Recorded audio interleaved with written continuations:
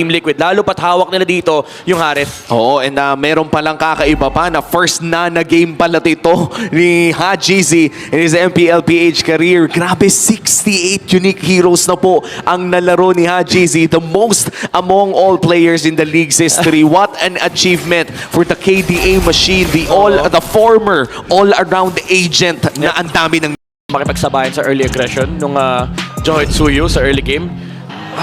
Okay. Guinevere. Okay. Oy! The twist! May- The twist! Okay! may ngumiti, may nagkatinginan, at may nag-lock-in ng nana. Kung meron po kayong kaibigan, may jowa o may kakilala na nagnananamid spam sa MPA, sa ML, tawagin nyo na sila. Ako na to! Nagdagdagan na yung hero ko!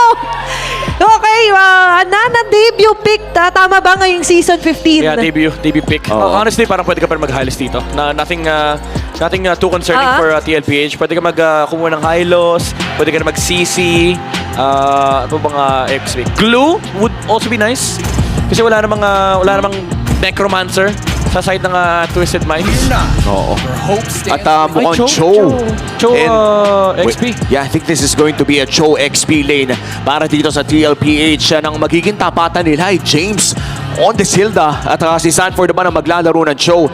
At ang excited ako malaman dito dahil hindi ko na rin naman madalas nakikita. Kapag nag-unstoppable force pa ang isang Johead, the moment na matapos yung unstoppable force ay magiging muli na ka ba? Hindi. CCM yun talaga si Joy. Pwede mo Joy. saluhin. Ay, kasi hahabulin ka nun eh. Pag tinama ka nung Molina, habang naka-unstoppable force, wala yun. Pero pag yung lalakad pa yung Molina, ibang usapan yun. Oo. Tingnan na lang natin kung kamusta magiging timing ni Hajizi.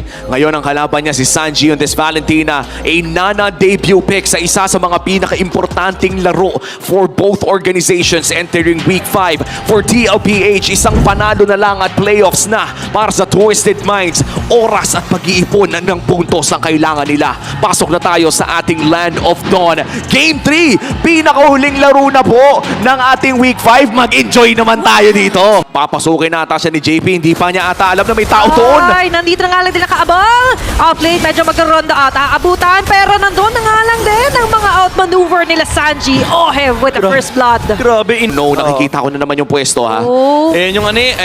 Okay. Ay! Wala kahit nakita niya na.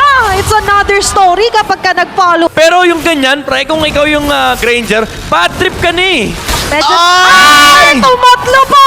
At nandito na nga lang din sila Escalera. Mare-reach man sila JP. Pero still, medyo hefty naging damage doon. Team Liquid, lalo pat hawak nila dito yung Harith. Oo, and meron palang kakaiba pa na first na game pala ito ni Hajizi in his MPLPH career. Grabe, 68 unique heroes na po ang nalaro ni Hajizi. The most among all players in the league's history. What an achievement for the KDA machine. The former all-around agent na ang dami ng nilaro.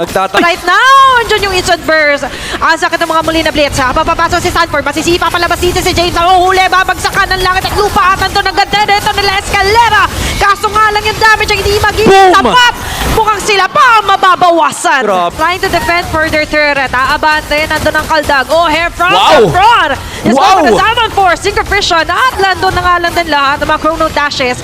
But still, kompletong 5 sa 5. Pwede natin maging labanan. Yung Lord matutunaw pa rin naman dito. Sanford! Sanford sa pinakagilid. Talaga naman kinorner dito sa Escalera. Pero doon sa may pinakalikod, isasalubong si Daddy JP. Upland is down. Members of TLPH right now is marching onto the base. At mukhang dito na nila tatapusin ng series na ito. It is going to be TLPH with game number 3. Playoff secured para sa TLPH! Ibang level ng MLBB ang pinamala sila dito sa Twisted Minds. Hindi na pinaabot ng late game. Laning stage pa lang pinaramdam na nila. Tapos ang boxing.